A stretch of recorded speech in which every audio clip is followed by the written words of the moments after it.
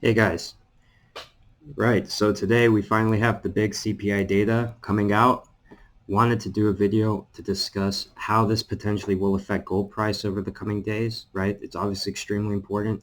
The CPI data, if we want to read the investment.com definition, the core CPI data report actually, it measures the changes in the price of goods and services excluding food and energy. So, long story short, it's an inflation measurement. And we want to understand how this inflation data could potentially affect the gold price later today. It's released at 7:30 Bangkok time, so I don't exactly know what that makes for the US, but we're going to take a look at it, right? It's going to be released in about 6 hours, and typically this is a big or typically has a big effect on the market and leads to short-term volatility, and then typically, at least for the next few days, it will drive the market in a certain direction.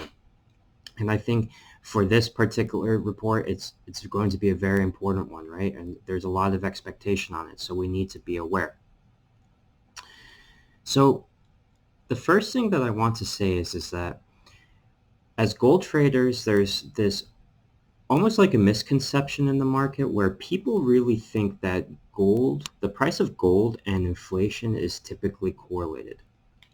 What I mean by that is that there's a very strong people believe that there's a very strong correlation that when inflation increases, gold also, the price of gold also increases. But actually, this is not true. There is a lot of data that shows that there is no direct correlation like this. And although, yes, certainly crazy hyperinflation can lead to people investing in gold as a way to hedge against a currency, it certainly it does not mean that if we see an increase in the inflation data like we saw last month, right? If we go here, if we see an increase in the inflation data, let's say from 0.4% for the forecast to actually 1.1% or something like that, it certainly does not mean that that's going to lead the price of gold to increase. In fact, typically it's the opposite. Okay, so what typically happens, okay, in when it comes to inflation data like this, okay, let me just actually open a document to quickly write down a few notes here for you guys. What it typically means is that if inflation is increasing, okay, if inflation is going up, what that consequently means, right? Because the way for that, for example, in the case of American CPI data, right, the way that the central bank or the Fed, in this case, would actually counteract this is to increase interest rates. The reason they do this is because if inflation is increasing, it suggests that the economy is essentially overheating, right? Because people are constantly spending, and and it's causing prices to seriously go up. Okay, now inflation can be caused by many different things, right? But all that we need to really understand is that if inflation is high, okay, there is typically what the Fed or the central bank will do is increase interest rates, right? Okay. Now, a good level of inflation is considered 2% by the central bank or by the Fed. So anything above this is going to be considered quite high. And right now, the core CPI year on year, right now, we're seeing something like 3%.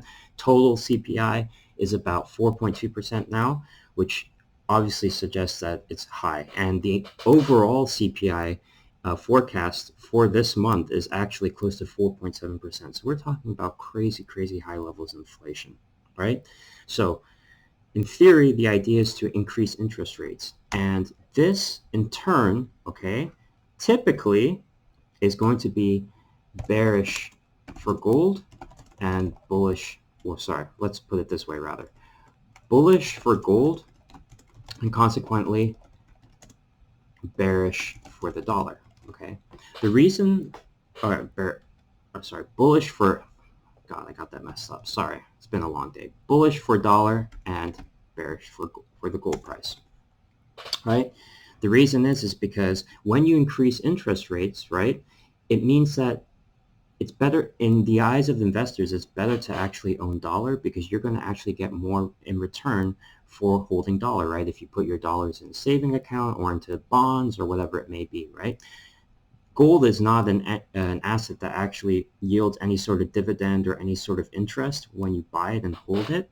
So that's the logic behind that, right? It's also very, when you increase interest rates, it's also typically bearish for the stock market, particularly in a stock market like right now where growth stocks and tech stocks, like AKA stocks that don't generate any real dividend for investors, are kind of like the driving force. It's very bearish, right? Because it means a few things. One, people may want to just dump tech stocks because again they want to put their dollars to work in in uh, in assets that actually generate real interest, right? When there's an increase in interest rates. And the other thing as well is that it allows these certain companies to not be able to just borrow money as easily as they may have been before, right? Because interest rates have increased. So there's also that element there. So it's typically also very, very bearish for the stock market. Okay, but so this is essentially what we need to understand, or this is based on economic theory, what typically happens. When inflation goes up, it actually increases interest rates, which can actually be bearish for gold price. So then how on earth is, for example, hyperinflation typically associated with a rising gold price? Because I think the misconception here is that it's not that inflation up equals gold up, right? But rather it's more that fear up equals gold up, right? That's typically more the correlation that we've seen throughout history, right? When there's an increase in fear, for example, during the pandemic back in March of last year, right? There was a huge increase in fear. And what did we see gold do? It reached an all-time high. Hyperinflation is a very fearful setting, okay? So you can't get those two things confused. Hyperinflation is not the same thing as inflation. Hyperinflation is almost like some form of economic crash, okay? It's just terrible for the economy, but actually just general inflation is actually good, according to the Fed, for the economy. Now, you could debate the actual, fundamentals behind that 100%, but that is what the Fed and the general economy is saying as of now. Okay, so that's the thing that's very, very, very important to understand. So given that we understand this concept now, if we look at the inflation data for last month, right, it was significantly higher than the forecast, right, on May 12th. So now if we look back in history to last month, what did that actually mean for gold price? Let's jump down to a lower time frame, to the 15-minute chart, and actually go back to, May 12th, right, at that time. So scrolling back here,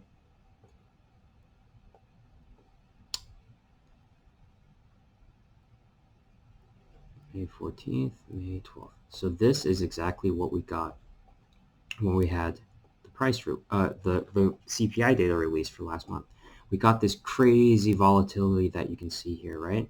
It was actually bullish for the dollar the day that came out, right?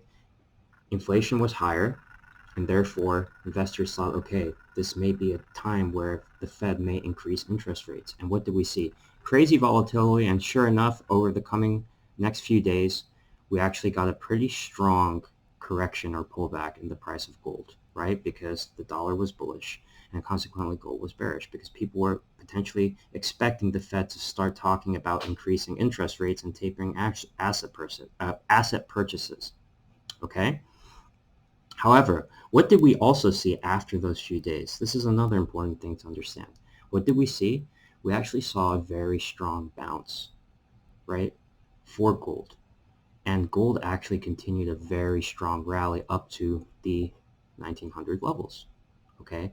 So what does that actually show or suggest us? And what does it kind of tell us for this time around, okay? So if we believe what the market is really saying, that the forecast is expected to be quite high. Okay, so it's supposed to show that inflation has continued to increase over this past month. Okay, if we get that confirmation, it will probably lead to a short-term correction in the price of gold, right? And I think this kind of decline that we've been seeing over the past few hours, or like the last 24 hours, I personally believe could be a sort of a reaction to this potential, okay? Like sometimes you see these pre-market moves where people are expecting something, so you kind of see the price go one way. I'm not saying that these predictions that that the general market has for an increase in inflation data is correct, but that's just what people maybe are expecting. As we've seen many times, forecasts can always be wrong. Okay, so this is why I don't invest or try and trade right before news, and I don't have any positions open right now. I'll be completely upfront about that. Okay, but so if the data is shows that inflation is increasing, we could see a few things. One, the price of gold decreasing, the DXY obviously shooting up, and also yields, right? Because people are expecting an increase in interest rates, yields to actually recover a little bit from this crazy dump that's been happening in yields, right? Ever since the NFP data on Friday, right? That we got back here. Okay. So, however, with that being said, just like last time, okay, even if there's a short-term pullback to, let's say right now we're at a level of 1887 at gold, we get a pullback potentially to the 1870 level over the coming next few days, even back down to 1850. Will that change my overall bullishness on gold?